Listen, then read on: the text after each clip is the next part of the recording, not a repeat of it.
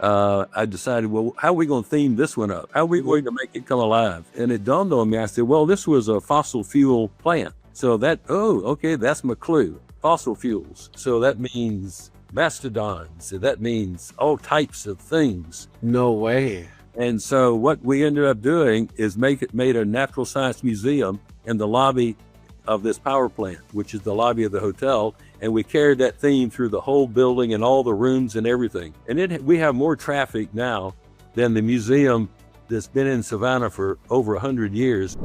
Welcome back to the Turndown. Today, we're diving into the world of a true hospitality visionary, Richard C. Kessler. More than just a CEO, Kessler is an astute visionary, philanthropist, a passionate art collector. With over 50 years of experience, he's not just built hotels, he's crafted living museums filled with his global art collection, transforming cities like Savannah, Georgia. From co-founding Days Inn at just 23 to pioneering the art-centric Grand Bohemian hotels and launching Marriott's autograph collection, Kessler is a risk-taker who believes in bringing global art to the masses. Get ready to hear from a man who blends business acumen with an artist's soul, a true legend in the world of hospitality. Hi there, welcome to Richard. Richard, it's a pleasure to have you on the program. Welcome today. Thank you, Sebastian.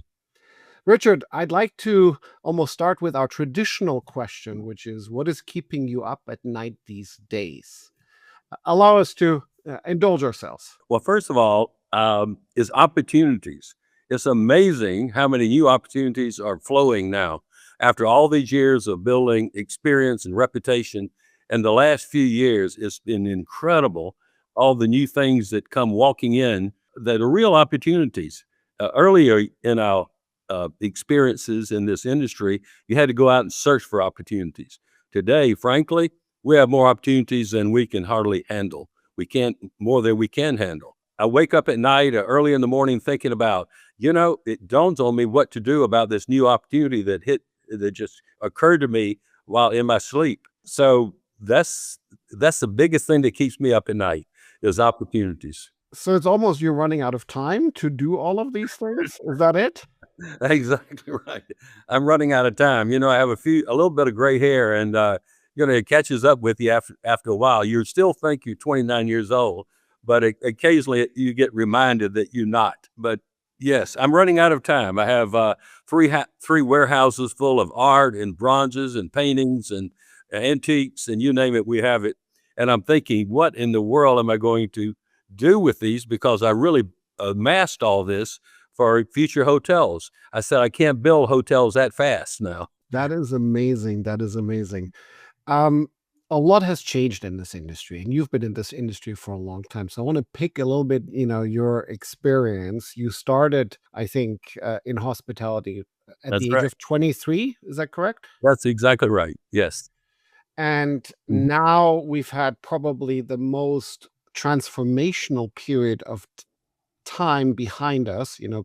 I almost feel like there is a time before COVID and there's a time after COVID, and it has certainly accelerated a lot of changes, especially in travel and hospitality. Let's start maybe with the last few years. What do you think has changed most in the last few years in terms of hospitality? Well, I think a lot has changed, and I think you can tie most of it, a major part of it, to COVID. And really, what happened after COVID, it became a mind shift in people's minds about what things should cost and what prices they should be. And it's been a major incremental change. And what that's caused increase in prices of materials, increased cost of labor, increase of not in construction labor also, as well as operating labor. The electricity bills have taken some big jumps. If you look at insurance, it's taken big jumps, incremental jumps. So it's amazing. After that, there's truly been a mind shift about pricing and how do you price and cost of things. And today it's kind of hard to even know what is something worth. Before COVID, it seemed like you could pretty much pinpoint what something would cost, what you should pay for it. But today, I find that's not the case. So as a developer, which you are, right? I mean, you developing new properties and you have been for quite a time, is building and I guess creating new hospitality businesses becoming out of reach? Is it becoming possible? What's your perspective? Well, that's a good question, and I scratched my head on that one too. The cost has got so high to build, to buy the land, to pay all the tap-in fees and water and sewer and all the utilities, to pay the insurance. Everything has gone up, and then the cost of materials to build what you're going to build, and then the cities decide they want some big chunks of change out of higher real estate taxes. So even building and you're holding the land, you're paying some strong real estate taxes. And you add all that up along with, after you get it finished, all the taxes that are loaded on it that you have to pay, including all kinds of sales taxes and special taxes put on by the city to raise money to do whatever they want to do with it. It's overloaded the cost. And now the cost is really out of balance, frankly, with the rates you can normally get today. The rates have not caught up with this cost. And if you think about it, all the costs that I've just outlined, plus you look at what's happened to interest cost, and that is a big component. Interest cost has gone from 4% to 8, 9, 10, 11%. And when you think about the cost of it, it's the cost even during construction of interest. And then when you go to operate, you think about that cost is double. I mean, that is a huge impact to your P&L and to the profitability. When you load all those costs together, that is really a problem given the rates have not moved as fast as that. That being said, it is clear that people are starting just to say, this is what it costs, so I'm going to put a price on it. So what was $500 a night is now going to be $1,000 a night. And let's just see what happens. And then some people are saying, well, I had $1,000 a night. Now we'll put $2,000 a night on my product. And some of that is sticky. So frankly, I think they're leading the way for what is coming. And that is some higher prices and higher rates for a product in order to be able to pay the expenses and the cost of doing business. Yeah, I was catching up with an industry analyst yesterday, and we were talking about that luxury hospitality has broken the barrier of $1,000 a night That's right. Yep. consistently, right? Yes. Like Yes. it's not only, on peak days, etc., but there are brands, there are hospitality businesses in key destinations that can command such rates. That's right. Yes. So that's encouraging, I guess, right? Yeah, that is encouraging. It's just Mhm. the question now is how many years is it going to take for it to really catch up with the cost that has been put on the industry for construction? Is Yeah. that a 2-year wait, or is it a 4-year wait? Is it a 5-year wait? But I'd say it's somewhere between 2 and 5 years before it comes back into a balance. It was interesting to see during COVID and the years after, the prices of hotels were always below inflation, right? It was always also very close to. It was never really ahead of the inflation curve. And to your point, construction cost, operating cost increased far greater Far greater. than Yes. than the cost of operating, I guess, a hotel. Exactly right. It's amazing, and sometimes it's hard for me. Like maybe the last hotel we did, it cost us say $620,000 a key. If I price that today, it would be $1.1 million a key, and it's only been 3 years. So it's amazing. And you say, yeah, you say it can't be. I'd go back to my construction person, engineer, and I say, that can't be right. You missed it. You have too many zeros here. Go look at it again, dig into it, and come back to me. He comes back. He says, well, it went up 3% more. And When I I assume these are not presidential suites, right? At a million a key, correct? Right? No, that's across the board. If you take the Mhm. total cost from the time you buy the land till the time you furnish that property and you open the door, it's going to cost you. Don't be surprised when it's $1 million a key. And we've run some numbers on another project we're working on, which I thought would come in at 700 and maybe 750 a key. Came in $1.5 million a key. Now It's let's fast forward. I'm curious, right? okay. As you sort of think about, prices increasing, there may be headwinds to travel. There may be fewer people traveling. There's always ups and downs. Do you Yes. think there's an opportunity with I guess, investors running out of steam and opportunities to acquire, I guess, undervalue. Is there going to be opportunities to buy things that are maybe potentially at risk, projects that are at risk? I think there will be some, depend on what really happens to the economy. If the economy stays about like it is, and we kind of keep muddling through it, and hopefully with President Trump, we can see a better America, economically and every other way for everybody. And if that's the case, I think things will settle down much quicker than what we've seen in the last 4 years, frankly. Once people really get an optimistic view of their life and their future and what's coming, they loosen up and they will say, okay, we're going to enjoy some things now. It's when people get scared and when it's undetermined what the future looks like, or it looks pretty dark, as you know, they withdraw. And attitude has a lot to do if that person's going to put out the money to go traveling and enjoy themselves. So it's that attitude. So if we can get this attitude more positive than it is today, and I think we will, I think we can through President Trump, I think we could see a pretty good year this year. I'm I'm pretty optimistic on 25, honestly, and we see it in the numbers. I was going through. We have a Plant Riverside, and at Plant Riverside, it's a multi-use development in Savannah on the river, and we have a 419 room JW hotel, and we're looking at occupancies and what it looks like for the rest of the year. I mean, we're looking at some 15% increases overall revenue, and 15, maybe even 20. So if we can hit those kind of numbers, I can I'll feel good. You'd But be happy. You'd be happy I'll be with happy, yeah. that. I think we can because thank goodness I've already built this thing, which was very expensive, very difficult to build.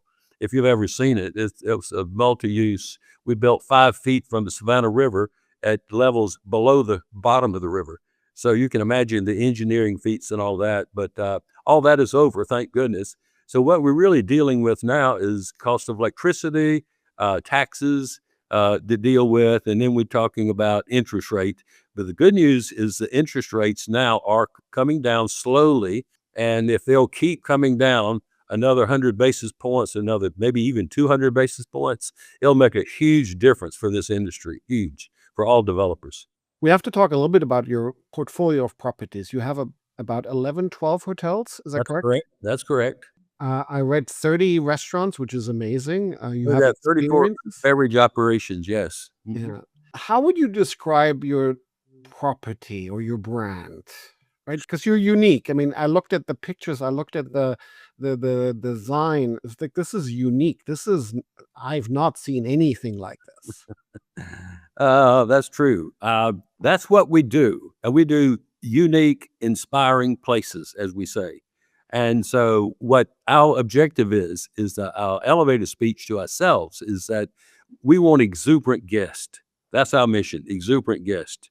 And if we can create that, everything else will work. Because an exuberant guest, they get past the point of, am I paying $100 rate or $200 rate or $300 rate or $50 more than I think it might have been worth. But if you get a guest exuberant, they'll pay what it takes and they'll go away very happy.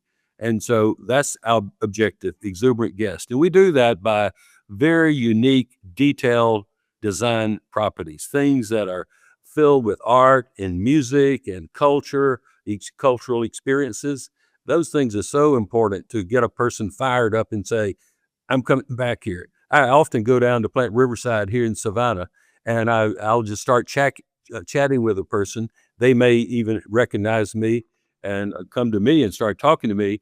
And I've had so many people come to me, and they'll start talking about all the experiences, and they'll actually start crying, telling me about it. They so emotionally involved in it, and they're so excited. I've seen it so many times.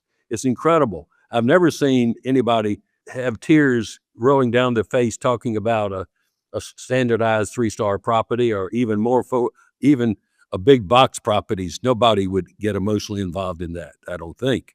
But you can go to my properties, and I tell you, you start talking to people, the tears will start running down their face because they're so excited about something they saw, something that reminded them of some experiences in their life. We try to weave in elements of learning into everything we do.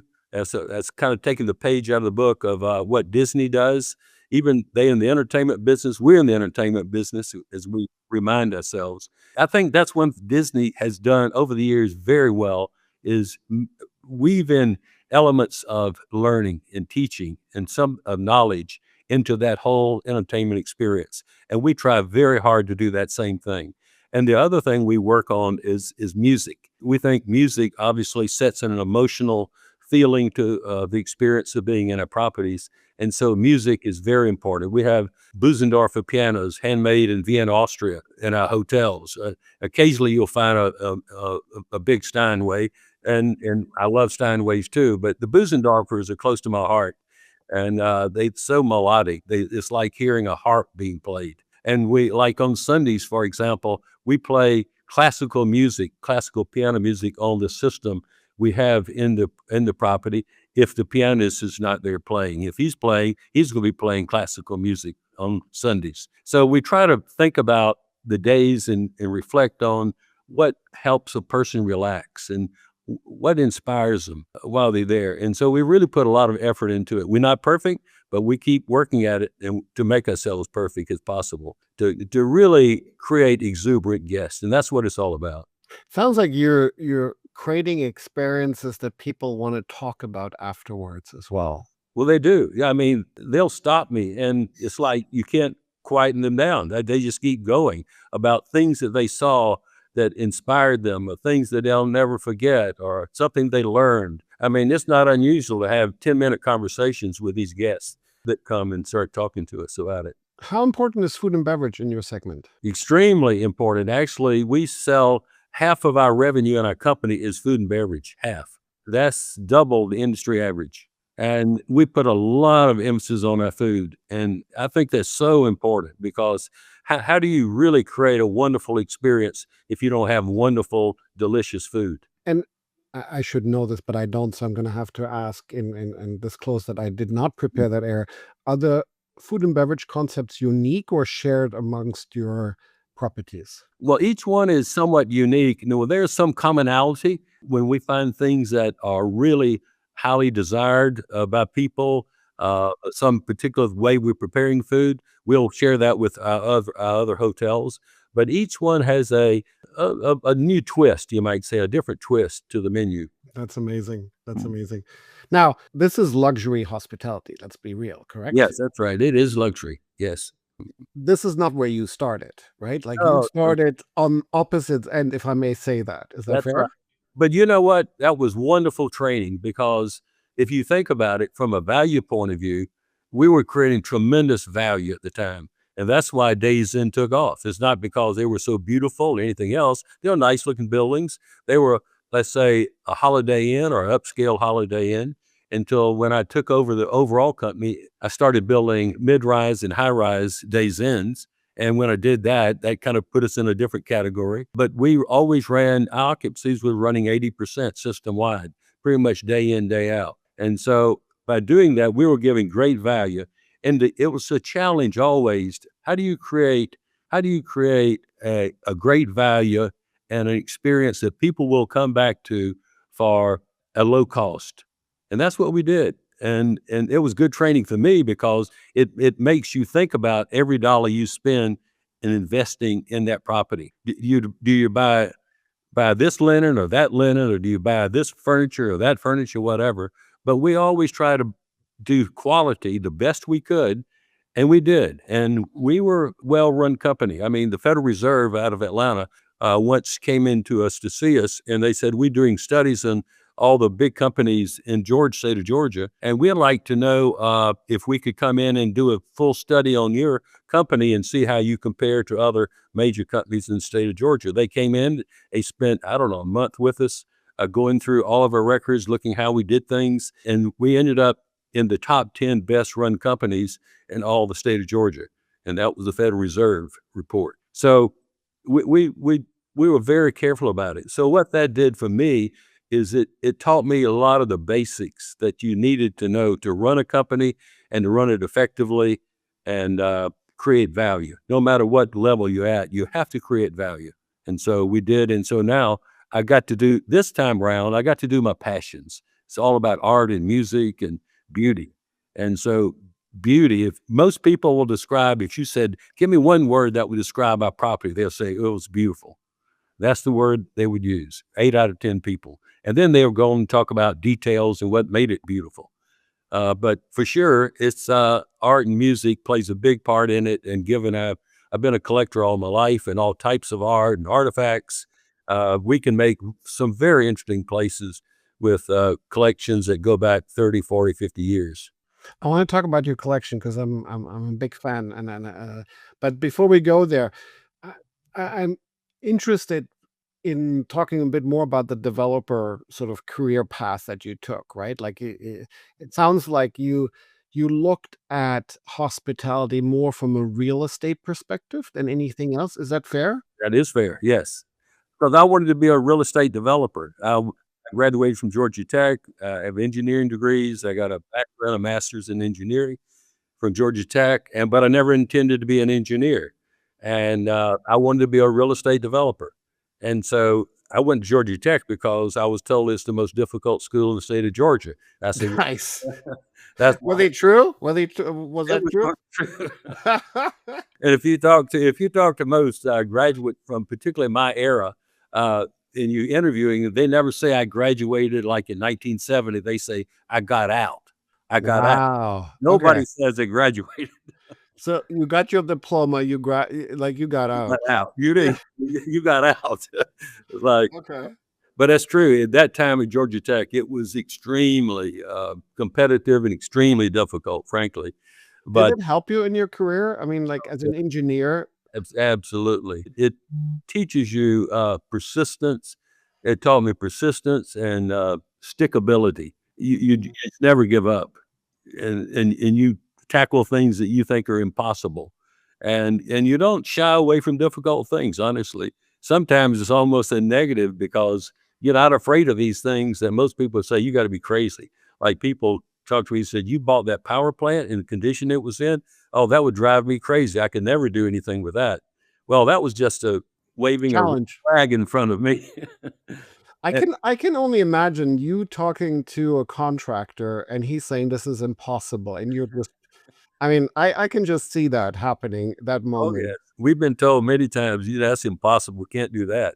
And that's, "Well, you watch, we will." That's amazing. So, Days Inn has, I guess, really created a brand new business. I mean, when you started at 70 something, 75 1970 1970 I started yeah. when I graduated from Tech. The landscape of hotel brands was very different, or hotels in Very general, different. Oh, right, yes. than it is today. You helped create it what it is now, right? You created the model, you created the infrastructure, you created the blueprint. Is that fair? Yeah, that's true. Art and music, we've brought a lot of things to the industry. When we started loading our properties and building them around art and music, there was very few people talking about art, music, and hotels. Mhm. And about 3 or 4 or 5 years later, you begin to see there's even art hotels showing up. They're really picking up on it, and other people started putting more emphasis on it. So you're right, is the industry's changed dramatically, and I think we have brought a lot of that about. Like, we did the first in Savannah, we did the first rooftop bar, in Savannah, and I'm not sure it's not one of the only ones in the state of Georgia. When I did that in what was that? 1990, about Mhm. 1990 or so. We did this rooftop on the Bohemian Hotel, and it was none others in Savannah. Today, I put 4 rooftop hotels at Plant Riverside just on that one project, and Mhm. every one of them makes sense, and every one of them makes money. And then there's a lot of other people that followed us. It's probably another 4 or 5 rooftop hotels now in Savannah because of what we proved could work and would work. We brought the whole thing of art and music to the forefront in the industry. We brought the whole thing about boutique hotels really to the industry. It was Marriott came to me, this is probably 10 years ago, and said, "We've looked around the United States for boutique hotels because we Mhm. want to build a brand, a collection, not a brand," they say. "We want to build a collection of unique hotels, and we like yours the best. I was traveling America and looking, and we would like you to take 7 of your properties at least to start this collection for us. And I told them, thank you, I appreciate the compliment, but we don't need your help. We're doing fine, and so forth. So they went away, and they came back about, I don't know, 2, 3 weeks later and said, have you thought about it? I said, yeah, I thought about it. And the answer is still no, I'm not interested. I don't want to do that. And we don't need you. We're number one in every market we're in already. So why would I do this? And then about a month later, they came back and they said, well, Richard, we're going to bring you an offer you can't refuse. I said, well, now I'll listen. What's the offer you can't refuse? And so I'll be darned if they didn't make me an offer I could not refuse. Okay. I became then the spokesman for what became Autograph Collection.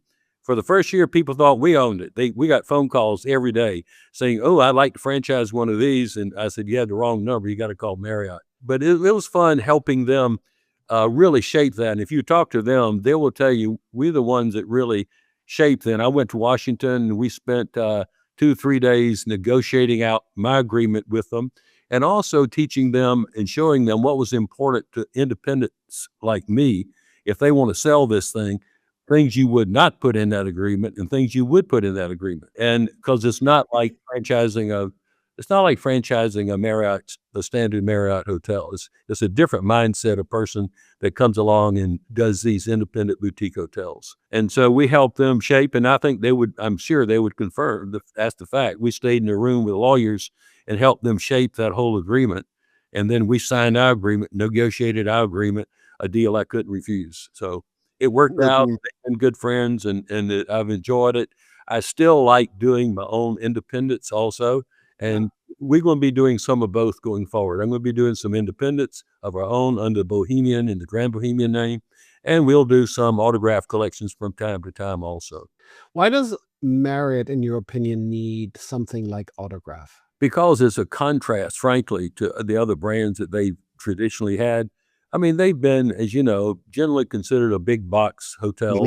A big box hotel company. Then they brought about back in the 70s.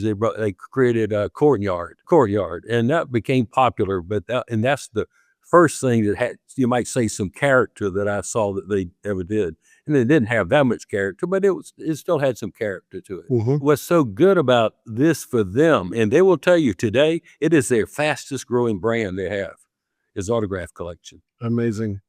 The fastest. And so what I help them do is create a multi-billion-dollar business, which they have done with what we learned and what we did. But they made you an offer you couldn't refuse. They made me an offer I couldn't refuse. I think I should have negotiated a little longer though. But anyway, they've been good to work with, and they're nice folks. And they had a chairman that I really liked very much, and they've got some good people. And it's all about people too. That's one thing in our industry. We always have to realize that this business is about people, and it's choosing the right people to be on the team, working with them. You've got to be productive. You've got to know what you're doing. You've got to work hard. It takes a lot of work, but it still comes down to people and their interest in working with people, training people. It's a people business for sure. You said something that may resonate with a lot of listeners. You said something, I don't need you. Right? I don't, Right. I'm an independent hotel. I don't need you. Don't need you. Thank you. Because we have at Clubits, we have a lot of independent hotels. They may be smaller, they may be boutique, etc. And they may get phone calls from larger corporation, join, become part of a brand, etc., etc. What makes an independent hotel successful in your perspective? Because clearly you have the track record for success. I think the first thing is the rule of real estate is location, location, location. If you've got location, location, location, you probably don't need a brand, honestly. And if you don't get it too big, be careful about that, because as soon as you get it over, I would say over 300 rooms, I always notice the operation changes once you hit a 300-room hotel. And because all of a sudden you've made yourself go into the group business. As soon as you get in the group business, that means you got a whole group of salespeople, which you have to commission. You need to commission if you want to keep the good ones. It takes a lot of training. The rates are more challenging to get the rate you want to get with groups than you can for the leisure traveler. It's all those things that affect it. To go back to your question, it's if you have location, location, location, and you do a great job of building a facility that basically becomes a brand. If you do it, if you a Kessler hotel, a strong market, you really don't need a brand, honestly. Keep it under 250 rooms. Okay. So both the combination of location and size is critical. Location, size, and then character, what you do.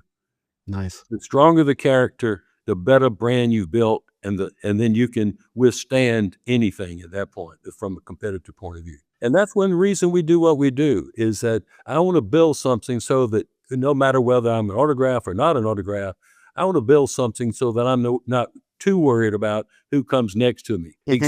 Except the only thing that's becoming a problem with that is that these big companies have these dozens of brands now.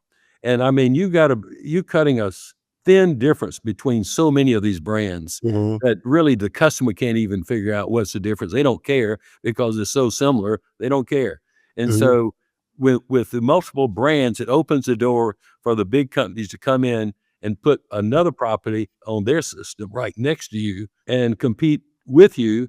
And you paid to get into their system, and what you just paid for you lost half the value when a competitor that they produce off of their reservation system that is similar product. Let's say if both of them are 4-star hotels, you just lost half of what you bought, and you committed for 20 years. That is a problem.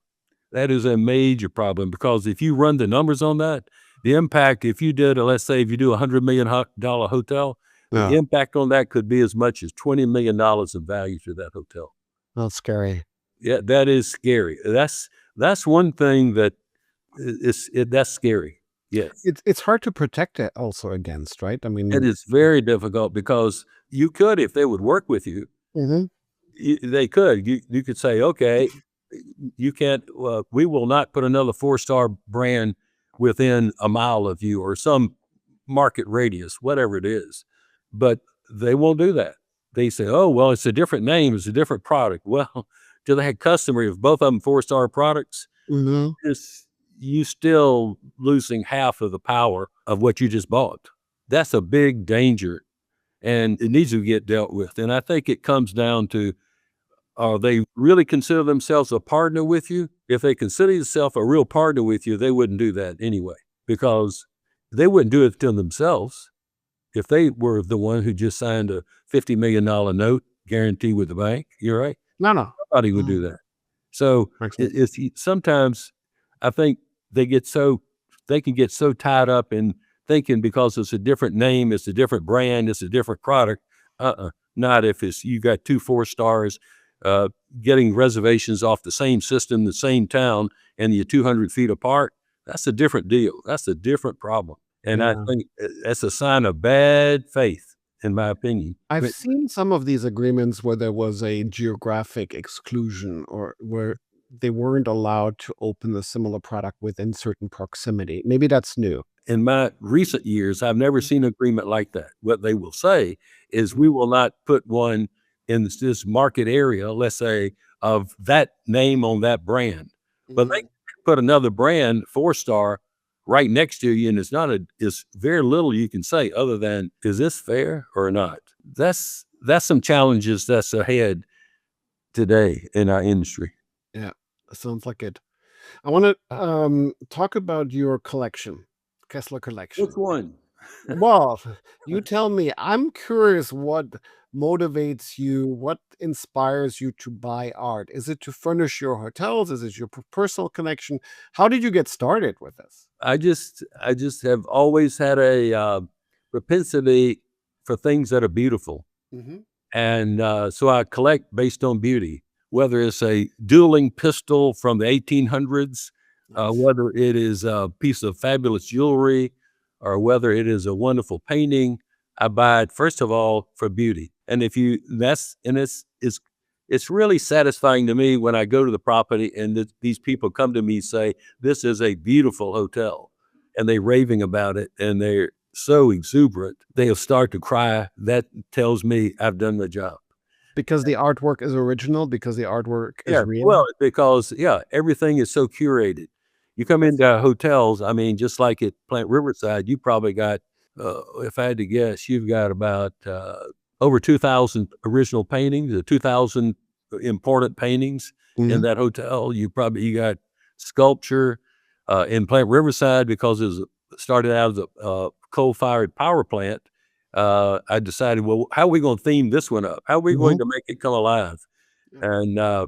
And it dawned on me. I said, "Well, this was a fossil fuel plant, so that okay, that's my clue, fossil fuels. So that means mastodons. That means all types of things." No way. And so what we ended up doing is made a natural science museum in the lobby of this power plant, which is the lobby of the hotel, and we carried that theme through the whole building and all the rooms and everything.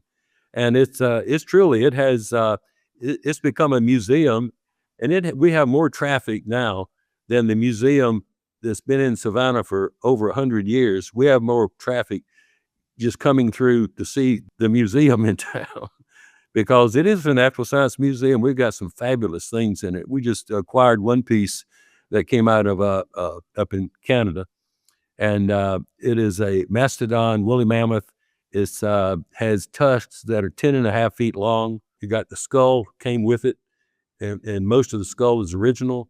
So it's a piece that was appraised at $1 million, and I mean, it could belong in the Smithsonian easily. I mean, it's that quality and that character. So we have that. We have meteorites. We've got Russian Ice Age bears. We've got turtles from 300,000 years ago. There's only two ever been found in Florida, and we have one of them. We've got amethyst crystals that are 8 feet tall and 5 feet wide, and we've got uh, quartz crystals that are 4 feet tall. We've got oh my gosh, it just goes on, and truly a natural science museum, and we That- keep adding to it, and the kids love it. When they come, oh, I didn't tell you, we had one more thing, 135-foot dinosaur in the lobby. of You're right. course, You're right? I mean, right. it only makes sense. Sure, it makes sense. Well, you should have seen after the bankers told me when I was financing it, I had to have a franchise. I said, I don't need a franchise. They said, well, for us to finance it, you have to have a franchise. So I called up Marriott. I said, okay, what do you have this 4-star that I can use to satisfy the bank? They said, well, we have the JW Hotel. And I'm thinking, well, most JW hotels don't have the image of what I've got in mind, but okay. So I said, well, I'm going to do what I want to do with it and decorating. They said, yeah, Richard, we know you. And I said, okay, fine. So, but you should have seen the face when I told them after we were about ready, not far from opening, that I was going to have a 135-foot that chrome dinosaur in the lobby Mhm. of a JW Hotel. I was just waiting. I thought they were going to freak out on me. They said, well, why are you doing that? And I told them, and they said, okay, all right. But it's a draw. I mean, brings the kids in now. The kids love it. But you So say something that is truthful for our industry, unfortunately, which is a banker will ask, what franchise are you going with in that's order right. to secure funding? And That's right. that's oftentimes a reality for entrepreneurs and developers that want to start a hospitality business. Yes, you're right. They basically require it in most cases, but when I was building our company, I never had a franchise. I didn't want a franchise Mhm. because I was doing everything so unique and we didn't need it. We were pushing 80% occupancy in the whole company. Mhm. And so I didn't need it. I truly didn't need it until I got to the point I had a mega project, 300 million, $400 million project to finance. And there was only one company in America that was doing big hotels of that size and big loans of that kind of size. And so I didn't have a choice. I'm getting, though, a better sense for how you're leveraging arts and artifacts. It almost seems to me, and please correct me if I'm wrong, that they're your partners in designing your properties. Yeah, what I do, frankly, is I'll think of a location, and I ask two questions when I go into a city. I ask two questions. And many times I'll have actually organize a group of 20, 30 people that know that city, grown up in that city, does business in the city. They could be city planners, they could be architects, they could be mayors, they could be aldermen, whatever. And I asked him two questions. And I did when just before I started the plant Riverside, I gathered 30 people together in the Bohemian Hotel down the street from where this power plant was. And I said, I have two questions for you. The first question is, if you own this property, what would you do with it? And the second question I asked them, what does Savannah need that it does not have? And those two questions are, to me, very vital questions. And if you can answer those, they put you on the right track for what you should do in a development. And it did with us. And I did it twice. I did it there, and it was an all-day deal. We had a big lunch and flip charts and filling up flip charts with all the ideas and so forth. And then 30 days later, I did the same thing in Orlando. In our Orlando office, I asked half of those people back, and then I got another half of new people, more architects and engineers this time. And we took off from where we left in Savannah, and we did some more charts, and we said, okay, all right, we've got the idea now. It's in pieces on these papers. So I had about 30 people. I broke it up into three groups, and I put a different architectural group company in charge of each group. So I had three architectural companies leading this 10 people in each group. And out of that, I said, okay, you got 4 hours to go, come back with a plan, and then you can produce it. Then you can get in front of the group, and you can explain why you did what you did and how it fits in with all these things that we've said on this chart. So we're important. So they did. They came back and they made a presentation. The group would critique it and talk about it. And I said, okay, now that we've been through all this, things are coming very clear, I think, what we should do. Everybody agreed, and they said, yep. I said, so I took one of the architects, who was a great design architect and a friend of mine. I said, you take the group. I'm going to give you 1 hour to come back with a plan, the laid out plan of this. And he said, okay. So he took them all 30 in a room, and they took everything that they had done, the three groups had done, pulled it together in a focused plan, came it back in an hour, rolled it out, and I looked at it. I said, that's it. And we never changed from that. We went in Savannah, we have so many committees you got to go through. We in the National Historic District and the Savannah Historic District, we went through all that, and it was amazing. And we won every different committees. I bet we had 12 different presentations, councils, committees, historic committees, and we won every single one. Sometimes even against a recommendation of the staff, this committee still voted for it. So we never lost a one. And we got through all that in about a year then to get through all the 12 committees. That's amazing. That's amazing. You're an engineer. Yes. At least you studied. So I do need to talk a little bit about tech and hospitality, and especially luxury, right? Because you said something earlier, which is hospitality and hotels and luxury is people. What role does technology play, in your opinion, when it comes to hospitality? Well, I think it does several things. It supposedly makes things more efficient. And I say supposedly because sometimes I think it does, and other times I think it does not. I think it complicates things. And I think it's, for some people that are not as tech savvy as maybe the 20-year-old, the 30-year-old, or the 50-year-old, or 10-year-old, I think it makes it somewhat uneasy, in a sense, for them, because they feel threatened by it. If we get too far out on this technology thing with any kind of business, particularly in the hospitality business. In the hospitality, you want to make people, keep them comfortable. You want to give them the warm feeling. You don't want to threaten them with something. And so I think we have to be careful not to let technology threaten our guests. That's the worst thing we could do. And then I think it works against you. And because it's still a people business, and people like to be recognized as individuals. And I think if we can use technology to emphasize those things we know are important to people, knowing them by name, recognizing them, meeting their needs quickly, efficiently, in a time-conservative way, I think that's great.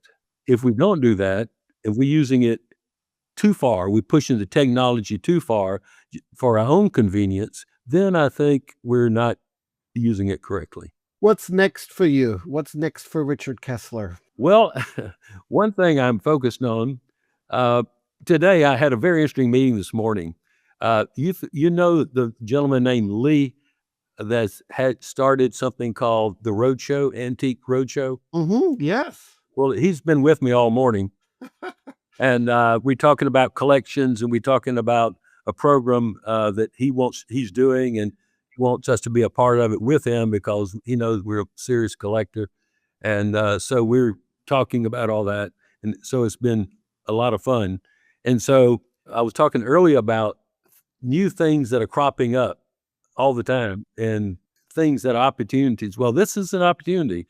And I just have to sort through this and say, okay, how much time do we really have to deal with this? Because it's new territory. It's inventing something totally new, but it's close to my heart because it has to do with collectors using technology and AI in a very interesting way for collectors. And so that's close to my heart because I need that technology right now. I have 3 warehouses full of paintings and bronzes and things I've talked about. And so before I pass on to the next life, if I leave these 3 warehouses full, my kids are going to hate me forever. But are you putting the warehouses in hotels or are you putting it into museum? What's your guess? No, well, the warehouses are in the country, and in the country locations, it's those items in the warehouse. Many of them, and much of it was built for the hotels and bought for the hotels. And I've got enough probably to do 10 more hotels right now. You have enough to expand your portfolio of properties significantly. That's right. So we can do that. So that's one thing. We will keep doing keep doing properties, and I want to do really creative, interesting properties. Hopefully, will always be our major focus. We'll do some other things to test different markets or whatever, but I want to do these high-end boutique properties. And when we started this business, when I first built the first one, actually, it was when I was running Days Inn. I did it in 1979 and built something called the Mulberry Inn in Savannah, Georgia. People in 1979 couldn't spell boutique. They had no idea what a boutique hotel was. And I did it, and we were profitable in the first 6 months. I said, I'm on to something here. It was a 4-star property, beautiful little property. And then I later built another one in front of the convention center in Orlando, Florida, which after that it was in the way of multi-million-dollar expansion of the convention center. It got torn down, too bad, because it's a beautiful hotel. But I knew it too was very profitable quickly, and I knew I was onto something. And it was so after I started my own business, I knew that's what I wanted to go back to because it was about art and music and beauty, and so that's what I wanted to do. Back to what I'm looking forward. I've really wanted I had a professor at Georgia Tech who was a very creative thinker, and we became very close friends, even through Tech and after Tech. He was one of my thesis advisors. His name was Cecil Johnson. He was quite an unusual person, very brilliant and very different kind of thinker. And he kept saying, he knew I was a collector back then. He said, Richard, one day you're going to have to build your museum for yourself. I said, yeah, okay, maybe. We are now, actually have put together a concept to build a collector's museum. And that's something I really would like to do. I've been trying to acquire a certain building here in the city of Savannah, which would be perfect for it. It's about 100,000 square foot building.